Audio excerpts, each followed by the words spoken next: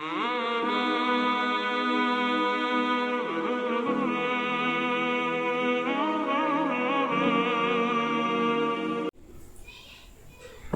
اللہ الرحمن الرحیم. السلام علیکم ورحمۃ اللہ وبرکاتہ. نحمدہ ونصلی علی رسولہ الکریم. اما بعد.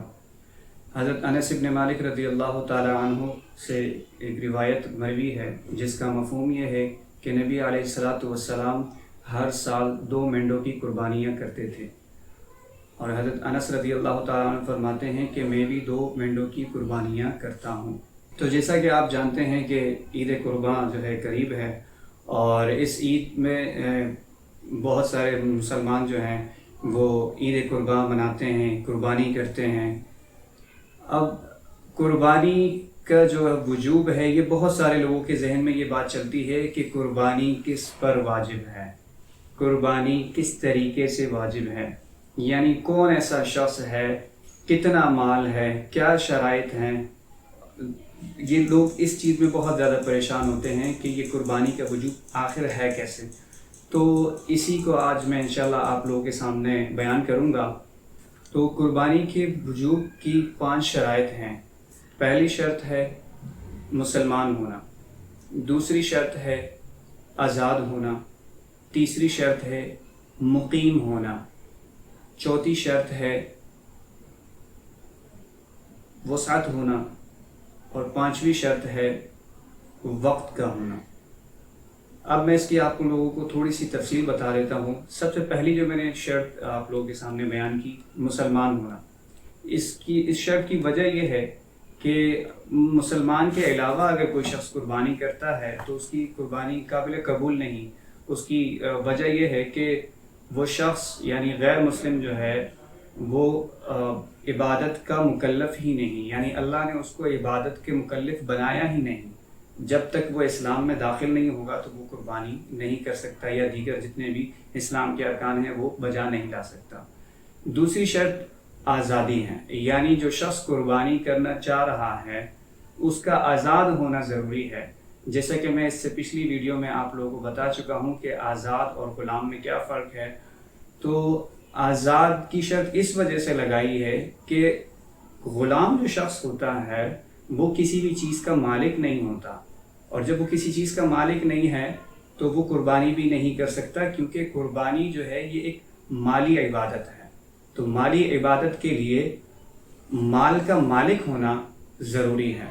جیسے کہ نماز ہے، نماز جو ہے یہ بدنی عبادت ہے.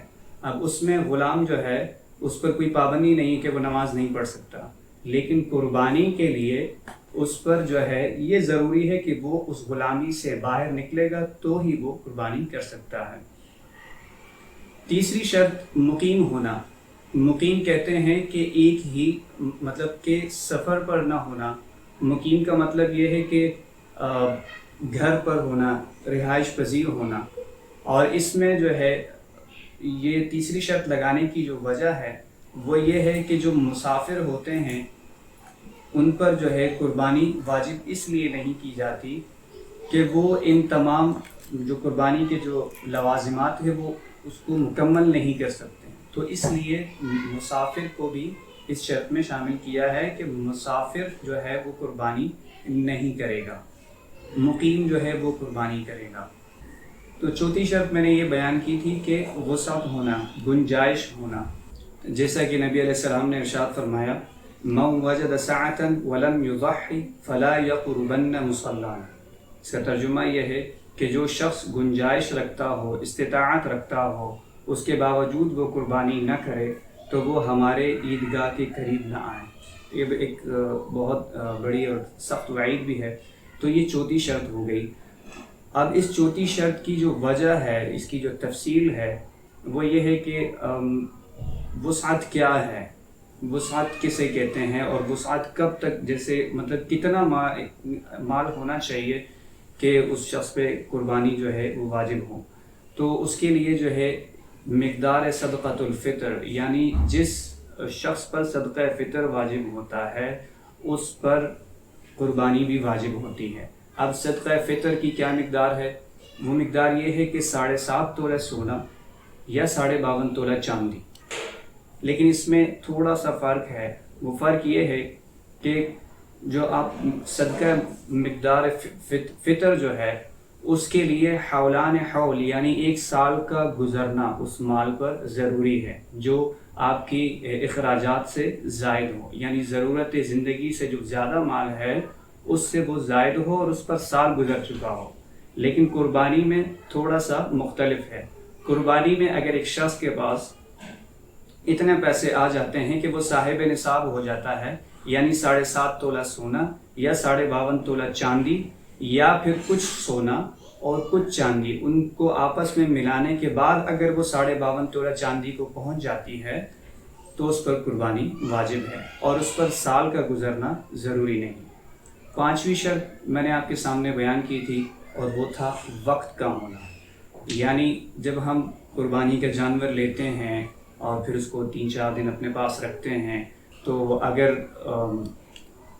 قربانی کے وقت کا ہم لحاظ نہیں رکھیں گے تو ہماری قربانی قابل قبول نہیں ہوگی، اور قابل قبول تب ہوگی کہ جب ہم 10 ذی الحجہ، 11 ذی الحجہ یا 12 ذی الحجہ اس دن ہم قربانی کریں گے، اور ان تینوں دنوں میں سب سے افضل ترین جو دن ہے وہ 10 ذی الحجہ کا ہے۔ تو وقت کا ہونا لازمی ہے۔ تو میں آپ لوگوں کے سامنے ایک بار پھر وہ 5 شرائط ذکر کر دیتا ہوں جو قربانی کے وجوب کے لیے ضروری ہے۔ نمبر 1 مسلمان ہونا، نمبر 2 آزاد ہونا، نمبر 3 مقیم ہونا، نمبر 4 وسعت ہونا، نمبر 5 قربانی کا وقت ہونا۔ تو مجھے امید ہے کہ آپ لوگوں کو یہ قربانی کے وجوب یعنی کس پر قربانی واجب ہے یہ سمجھ آ گیا ہوگا۔ اور آخر میں ایک حدیث سناتا چلوں آپ کو۔ یہ حدیث ہے کہ حضرت سیدنا زید بن ارقم رضی اللہ تعالیٰ عنہ سے روایت ہے کہ صحابہ اکرام رضی اللہ تعالیٰ عنہ اجمعین نے نبی علیہ السلام سے دریافت کیا کہ یہ قربانیاں کیا ہیں، تو نبی علیہ السلام نے ارشاد فرمایا کہ یہ آپ کے والد حضرت ابراہیم علیہ السلام کی سنت ہے۔ اس کے بعد صحابہ اکرام نے دوبارہ عرض کیا یا رسول اللہ اس کا ثواب کیا ہے؟ تو نبی علیہ السلام نے ارشاد فرمایا کہ جانور کے ہر ایک بال کے بدلے ایک نیکی ہے۔ تو صحابہ اکرام نے دوبارہ عرض کیا کیا اون میں بھی؟ تو نبی علیہ السلام نے فرمایا ہاں اون میں بھی ہر ایک اون کے بدلے ایک نیکی ہے۔ تو مجھے امید ہے کہ آپ لوگوں کو یہ ساری جو قربانی کے وجوب کی جو شرائط ہیں یہ سمجھ آ گئی ہوگی۔ تو اللہ تعالی ہمیں اس پر عمل کرنے کی توفیق عطا فرمائے، اور جس شخص پر جو ہے قربانی واجب ہو اس کو وہ قربانی ادا کرنے کی توفیق عطا فرمائے۔ وما علینا الا البلاغ۔